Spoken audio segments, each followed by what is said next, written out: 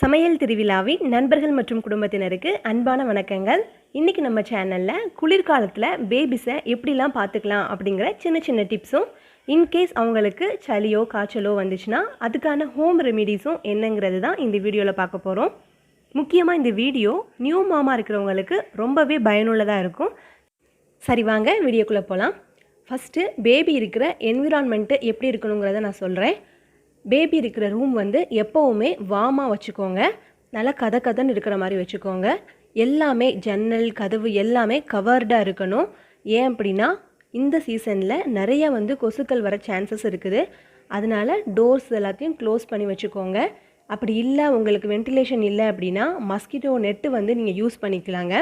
பேபியை வந்து பெட்டில் படுக்க வைக்கிறீங்க அப்படின்னா பெட்டுக்கு ஃபுல்லாக கவர் பண்ணுற மாதிரியான மஸ்கிட்டோ நெட் இருக்குது, அதை யூஸ் பண்ணலாம். இல்லை பேபி இன்னும் தொட்டிலில் தான் படுக்கிறாங்க அப்படின்னா தொட்டிலில் மட்டும் கவர் பண்ணுற மாதிரியான மஸ்கிட்டோ நெட் இருக்குது, அதை கூட நீங்கள் வாங்கி பயன்படுத்திக்கலாம்.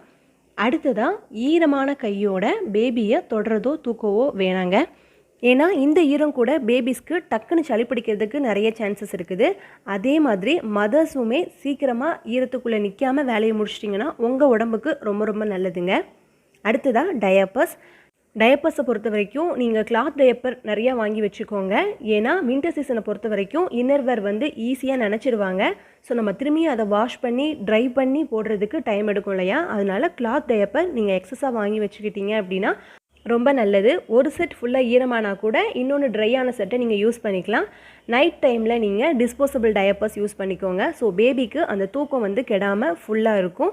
அடுத்ததாக ஃப்ளோரை வந்து நல்லா க்ளீனாக ட்ரை பண்ணி வச்சுக்கோங்க.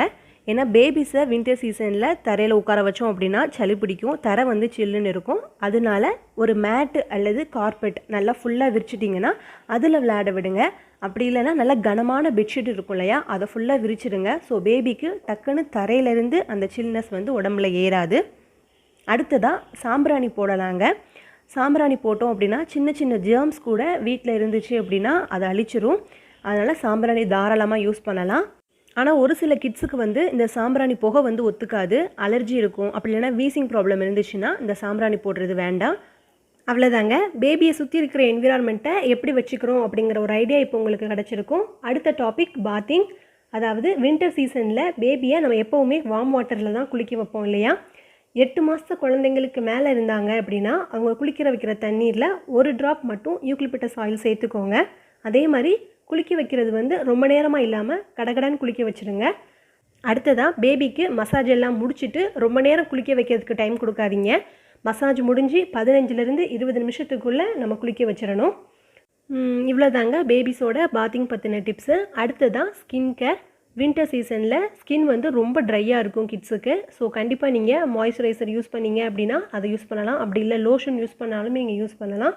இல்லை நாங்கள் இது வரைக்கும் எதுவுமே யூஸ் பண்ணலை அப்படின்னா கொஞ்சமாக தேங்காய் எண்ணெய் எடுத்து நல்லா உங்கள் உள்ளங்கையில் ரப் பண்ணிவிட்டு பேபிக்கு வந்து அப்ளை பண்ணி விட்டுருங்க. இது வந்து குளிச்சு முடிச்சதுக்கு அப்புறம் அதே மாதிரி ஈவினிங் டைம்லேயும் கொஞ்சமாக கோகனட் ஆயிலோ இல்லை லோஷனோ நீங்கள் என்ன போடுவீங்களோ அது பேபிக்கு ஃபுல்லாக அப்ளை பண்ணி விட்டுருங்க. இது வந்து வின்டர் சீசனில் ஏற்படுற அந்த முகத்துலலாம் பார்த்தீங்கன்னா ஒயிட் கலர் பேச்சஸாக இருக்கும், அது அப்படிலாட்டி இந்த ரெட் கலரில் குட்டி குட்டியாக இருக்கும், அந்த மாதிரிலாம் வராமல் இருக்கிறதுக்கு தான் நம்ம இந்த லோஷன்ஸ்லாம் போடுறோம். அடுத்ததாக க்ளோதிங். வின்டர் சீசனை பொறுத்த வரைக்கும் பேபிஸ்க்கு நல்லா கவர் பண்ணியிருக்கிற மாதிரியான ட்ரெஸ்லாம் போட்டுக்கணும். லைக் ஃபுல் ஸ்லீவ் ரோம்பஸ்லாம் இருக்குல்ல, அது மாதிரிலாம் போட்டுட்டோம் அப்படின்னா கொசு கடிக்காமல் பார்த்துக்கலாம். அதே சமயம் அந்த சில்னஸ் வந்து பேபியோட உடம்புல டக்குன்னு அஃபெக்ட் பண்ணாமல் இருக்கும். அதே நேரம் ரொம்ப குளிருது அப்படின்னு சொல்லிட்டு அடுக்கடுக்காக ட்ரெஸ் லேயர்ட் மாதிரி போட வேண்டாம். ஏன்னா அதுவே சில நேரம் பிள்ளைங்களுக்கு ரொம்ப சூடாக்கிரும். அதனால் ஃபுல் ஸ்லீவாக இருக்கிற ட்ரெஸ்ஸே அவங்களுக்கு கரெக்டாக இருக்கும். நெக்ஸ்ட்டு பேபியோடு நீங்கள் வெளியில் கூட்டு போகிற மாதிரி இருந்துச்சுன்னா கண்டிப்பாக ஸ்வெட்டர் மிட்டன் சாக்ஸ்லாம் போட்டு கூட்டுட்டு போங்க. 1.5 வயசுக்கு மேலே இருக்கிற பேபிஸாக இருந்தாங்க அப்படின்னா கண்டிப்பாக மாஸ்க் போட சொல்லுங்கள். முக்கியமாக வெளியில் போகும்போது காது வந்து நல்லா கவர் பண்ணிக்கிற மாதிரியான ஸ்கார்ஃப் கட்டிக்கோங்க. ஏன்னா காது வழியாக தான் அந்த குளிர்ந்த காற்று பேபிஸ்க்கு போகும். ஸோ அதை நல்லா கவர் பண்ணிக்கோங்க. பேபி வந்து தொட்டில் தான் படுக்கிறாங்க அப்படின்னா நீங்கள் யூஸ் பண்ணியிருப்பீங்க இல்லையா காட்டன் சாரீஸ், அதையே வந்து 2-3 லேயராக தொட்டில் வச்சுட்டு அதுக்கு மேலே பேபியை படுக்க வச்சோம் அப்படின்னா அவங்களுக்கு ரொம்ப குளிராது, நல்லா வார்மாக இருக்கும். அம்மா நம்ம கூட தான் இருக்கிறாங்க அப்படிங்கிற ஃபீல் இருக்கும். ஸோ அவங்க தூக்கமும் கெடாமல் ஃபுல்லாக கிடைக்கும். அதே நேரம் சளி பிடிச்சிருக்கும் போது பேபிஸை தொட்டிலில் படுக்க வைக்கிறத கொஞ்சம் அவாய்ட் பண்ணிக்கோங்க. அப்படி இல்லைன்னா ஒரு கழிச்சு படுக்க வைக்கலாங்க.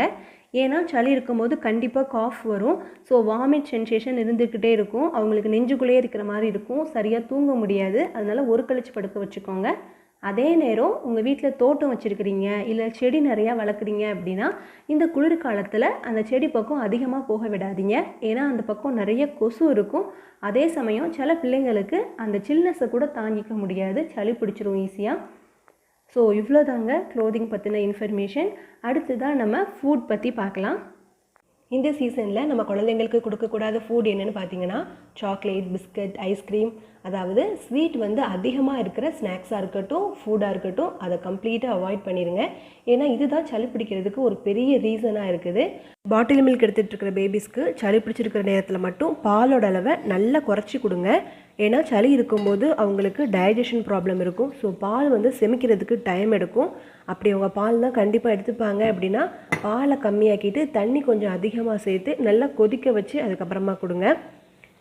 அப்படின்னா இந்த சீசனில் பேபிஸ்க்கு எந்த மாதிரியான ஃபுட்டு கொடுக்கலாம், அதே நேரம் அவங்க இம்யூனை இன்னும் நல்லா ஸ்ட்ராங்காக வச்சுக்கிறதுக்கு என்ன ஃபுட் கொடுக்கலான்னு பார்த்தீங்கன்னா 6 மந்த்துக்கு கீழே இருக்கிற பேபிஸ்க்கு கண்டிப்பாக நீங்கள் பிரெஸ்ட் ஃபீடிங் கொடுங்க.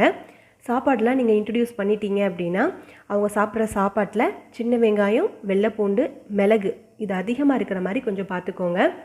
ஃபார் எக்ஸாம்பிள் நீங்கள் பருப்பு சாதமே கொடுக்குறீங்கன்னா 2 டீஸ்பூன் பருப்போட 2 சின்ன வெங்காயம், 1 பல் பூண்டு, கொஞ்சமாக மஞ்சள்தூள் சேர்த்து நல்லா வேக விட்டுட்டு லாஸ்ட்டாக நெய்யோட கொஞ்சம் மிளகு ஜீரகத்தூள் சேர்த்து நல்லா மிக்ஸ் பண்ணி ஃபீட் பண்ணலாம். பேபிஸ்க்கான ஃபுட் ரெசிபி நம்ம சேனலில் இருக்குது. உங்களுக்கு நான் லிங்க் டிஸ்கிரிப்ஷன் பாக்ஸில் கொடுக்குறேன், வேணுங்கிறவங்க அதை பார்த்துக்கோங்க. அடுத்ததாக நட்ஸ் வந்து நிறையா கொடுங்க. லைக் கேஷ்யூஸ், பாதாம், வால்நட், ரைசின்ஸ்லாம் நல்லா கொடுக்கலாம். இல்லை நீங்கள் பவுடர் ஃபார்மேட்டில் ரெடி பண்ணி வச்சுருந்தாலுமே அது பாலில் இல்லை இட்லி, தோசைக்கு தொட்டு கொடுக்குறதா இருந்தாலுமே அவங்களுக்கு இம்யூன் வந்து நல்லா ஸ்ட்ராங்காக இருக்கும். அதே மாதிரி சூப், வெஜ், நான்வெஜ் அவங்க எது ப்ரிஃபர் பண்ணுறாங்களோ நல்லா வார்மாக பெப்பர் ஜீரா பவுடர் போட்டு கொடுக்கலாம். ஃப்ரூட்ஸை பொறுத்த வரைக்கும் சிட்ரஸ் ஃப்ரூட்ஸ் கொடுங்க. லைக் பெரிய நெல்லிக்காய், ஆரஞ்சு இதெல்லாம் ஜூஸாகவும் கொடுக்கலாம். இல்லை அப்படின்னா குட்டி குட்டியாக கட் பண்ணி பவுலில் போட்டு கொடுத்தாலுமே அவங்க செல்ஃப் ஃபீடிங் எடுத்துக்கிட்டாங்க அப்படின்னா நம்ம அந்த மாதிரியும் கொடுக்கலாம். அப்புறம் முக்கியமாக பேபிஸ்க்கு ரச சாதம் கொடுங்க. அவங்களோட மெனுவில் ஏதாவது ஒரு டைமில் கண்டிப்பாக ரச சாதம் உங்களுக்கு கொடுத்துடுங்க. ஸோ ஃபுட் பொறுத்த வரைக்கும் இவ்வளோதாங்க. எவ்வளோ தான் பேபிஸை நம்ம நல்லா பார்த்துக்கிட்டாலும் சில நேரம் நம்மளை தாண்டி அவங்களுக்கு சளி பிடிக்க சான்சஸ் இருக்குதுங்க. அந்த மாதிரி டைமில் நீங்கள் பீடியாட்ரிஷியனை பார்த்து அவங்க கொடுக்குற ப்ரிஸ்கிரிப்ஷனை கண்டிப்பாக ஃபாலோ பண்ணுங்கள். அது போக நான் என் பேபிஸ்க்கு சளி காய்ச்சல் வந்துச்சுன்னா வீட்டிலையே ஹோம் ரெமிடிஸ் எடுத்துக்கிட்டேன். அதை நான் அவங்க கூட ஷேர் பண்ணுறேன். அதில் உங்களுக்கு எது சூட் ஆகுதோ நீங்கள் அதை ஃபாலோ பண்ணலாம். ஃபஸ்ட்டு ரெமெடி ஸ்டீமிங் பண்ணுறது. அதுக்கு ஒரு பெரிய பவுலில் 2 டம்ளர் தண்ணி சேர்த்துக்கோங்க. இப்போ ஸ்டவ் ஆஃப் பண்ணிவிட்டு தண்ணி நல்லா கொதிக்க விட்டுடலாம். நல்லா கொதித்து வரும்போது அதுக்கு ஏற்றாப்பில் ஒரு பெரிய மூடி வச்சு கவர் பண்ணிடுங்க. இப்போ தண்ணி சூடாக சூடாக அந்த பிளேட் நல்லா சூடாக இருக்கும். இந்த டைமில் காட்டன் துணி அப்படி இல்லாட்டி காட்டன் கர்ச்சீஃப் இருக்கு இல்லையா, அதை நல்லா மடிச்சுட்டு அந்த தட்டில் வரிசையாக அடுக்கிடுங்க. இதில் எத்தனை துணி பத்துமோ அத்தனை துணி வச்சுக்கோங்க. இப்போ இந்த துணி வந்து நல்லா சூடாக இருக்கும் அடிப்பக்கம் மட்டும். இப்போ பேபியை பக்கத்தில் வச்சுட்டு அந்த சூடு தாங்குகிற அளவுக்கு பேபியோட நெத்தியில் அப்புறம் காது பகுதியில் இந்த ஏரியாலாம் சளி நிறையா இருக்கும். அதே மாதிரி பேபியோட முதுகு பக்கத்தில் இங்கெல்லாம் கொஞ்சம் கொஞ்சமாக வச்சு ஒத்தனை கொடுக்க போகிறோம். நான் இப்போ இதில் ஃபாஸ்ட் ஃபார்வர்ட் பண்ணதுனால உங்களுக்கு வேகமாக கொடுக்குற மாதிரி இருக்கும். நீங்கள் பேபியை நல்லா பத்திரமா பிடிச்சிட்டு மெதுவாக சூடு தாங்குகிற அளவுக்கு கொஞ்சம் கொஞ்சமாக வச்சு ஒத்தனை கொடுக்கலாம். அதே மாதிரி இந்த கிளாத்தில் சூடு போயிடுச்சு அப்படின்னா வேறு ஒரு கிளாத் வச்சு மெதுவாக ஒத்தனை கொடுங்க. இதில் முக்கியமான விஷயம், நீங்கள் பேபியை அடுப்புக்கு பக்கத்தில் வச்சுக்காதீங்க, கொஞ்சம் தள்ளி வச்சுக்கோங்க. ஏன்னா சின்ன பேபிஸ் பார்த்தீங்களா, அதனால் கையில் வெந்நி தண்ணி இதெல்லாம் பற்றக்கூடாது. ஸோ பத்திரமா வச்சுட்டு நீங்கள் ஒத்தனை கொடுங்க. இதுவே நல்ல ரிலாக்ஸேஷன் கிடைக்கும். ரெண்டாவதாக விக்ஸுக்கு பதிலாக சளி பிடிச்சிருக்கிற நேரம் இந்த ஆயில் யூஸ் பண்ணுங்கள். அதாவது ஒரு இளம் வெத்தலையாக எடுத்து அதோட காம்பு பகுதியும் வால் பகுதியும் மட்டும் கிள்ளிட்டு இப்போ இதை குட்டி குட்டியாக பிச்சு வச்சுக்கோங்க. இப்போ ஸ்டவ் ஆன் பண்ணி ஒரு கரண்டியில் 2 டீஸ்பூன் தேங்காய் எண்ணெய் சேர்த்துருக்கேன். எண்ணெய் நல்லா சூடானதுக்கு அப்புறமா ஒரே ஒரு பூண்டை லைட்டாக நச்சு வச்சுருக்கிறேன். அது கூடவே ஒரு சூடம், அதுக்கப்புறம் இப்போ நம்ம கட் பண்ணி வச்சுருந்த இலை, இது 3த்தையும் சேர்த்துட்டு நல்லா ஃப்ரை பண்ணி விட்டுக்கோங்க. ஒரு 30 செகண்ட் நல்லா வதங்கினாலே போதும். இப்போ எண்ணெயோட கலரும் நல்லா மாறி இருக்குது. அதே நேரம் நல்லா வாசனையாகவும் இருக்கும். இப்போ இந்த எண்ணெயை நல்லா ஆற விட்டு ஒரு கண்டெய்னரில் ஸ்டோர் பண்ணிக்கோங்க. சளி பிடிச்சிருக்கிற நேரம் மட்டும் பேபியோட நெஞ்சு பகுதியில் முதுகில் வந்து தடவி விட்டுட்டிங்கனாலே போதும். அடுத்ததாக ஓமம் வறுத்து நம்ம ஒத்தனம் கொடுக்க போகிறோம். அதுக்கு ஒரு கடாய் நல்லா சூடு பண்ணிவிட்டு 2 டேபிள் ஸ்பூன் ஓமம் எடுத்துக்கோங்க.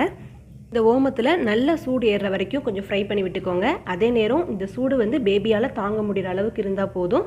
ஸ்டவ் ஆஃப் பண்ணிவிட்டு நல்லா ஒரு காட்டன் கிளாத்தில் நம்ம வறுத்து வச்சுருந்த ஓமத்தையும் இதில் சேர்த்துடலாம். சேர்த்துட்டு நல்லா மடித்து விட்டுருங்க. உள்ளே இருக்கிற ஓமம் வெளியில் சிந்தாத அளவுக்கு மடிச்சுட்டு நல்லா ஒரு பொட்டலை மாதிரி போட்டுக்கோங்க. நான் இது அவுந்து விழாமல் இருக்கிறதுக்கு ஒரு ரப்பர் பேண்ட் போட்டிருக்கேன். இப்போ இது 1 இயருக்கு மேலே இருக்கிற பேபியாக இருந்தாங்கன்னா இந்த மாதிரி நல்லா ஒத்தனம் கொடுக்கலாம். இதே இது 1 இயருக்கு கீழே இருக்கிற பேபிஸாக இருந்தால் அவங்க படுக்கிறதுக்கு இடத்துக்கு பக்கத்துலேயே, அதாவது பில்லோ பக்கத்தில் இல்லை தொட்டிலில் படுத்தாங்கன்னா தொட்டிலில் ஒரு ஓரமாக வச்சுக்கலாம். இதுவும் நல்ல ஒரு ரிலீஃப் அவங்களுக்கு தரும். அடுத்த ரெமிடி என்ன அப்படின்னா, நாட்டு மருந்து கடையில் சித்திரத்தைன்னு கேட்டு வாங்கிக்கோங்க. சித்திரத்தை சளிக்கு ரொம்ப ரொம்ப நல்ல மருந்துங்க. இப்போ ஒரு 1/4 இன்ச் சித்திரத்தை எடுத்து அதை நல்லா தட்டி வச்சுக்கோங்க. தட்டினதுக்கு அப்புறமா ஸ்டவ் ஆன் பண்ணி ஒரு பவுலில் 1/2 டம்ளர் போல் தண்ணி சேர்த்துக்கோங்க. தண்ணி நல்லா கொதிச்சு வந்ததுக்கப்புறமா நம்ம தட்டி வச்சுருந்த சித்திரத்தையும் அதில் சேர்த்துடலாம். சேர்த்துட்டு 1/2 டம்ளர் தண்ணி 1/4 டம்ளராக ஆகிற வரைக்கும் நல்லா கொதிக்க விடுங்க. நல்லா கொதித்து அதுவே நல்லா கலர் மாறி வரும். பாருங்கள், கலர் நல்லா மாறி வந்துருச்சு. இப்போ ஸ்டவ் ஆஃப் பண்ணிவிட்டு இதை நல்லா ஆற விட்டுருங்க. ஆறுனதுக்கப்புறமா 1 அல்லது 2 சங்கு பேபிக்கு கொடுக்கலாம். இவ்வளோ தான். இந்த ரெமிடிஸ் எல்லாம் தான் நான் என்னோடய பேபிக்கு ஃபாலோ பண்ணேன். உங்களுக்கு இந்த டிப்ஸ் அண்ட் ரெமிடிஸ் பிடிச்சிருந்துச்சுன்னா லைக் பண்ணுங்கள். மறக்காமல் சமையல் திருவிழா சேனலை சப்ஸ்கிரைப் பண்ணிக்கோங்க. தேங்க்யூ.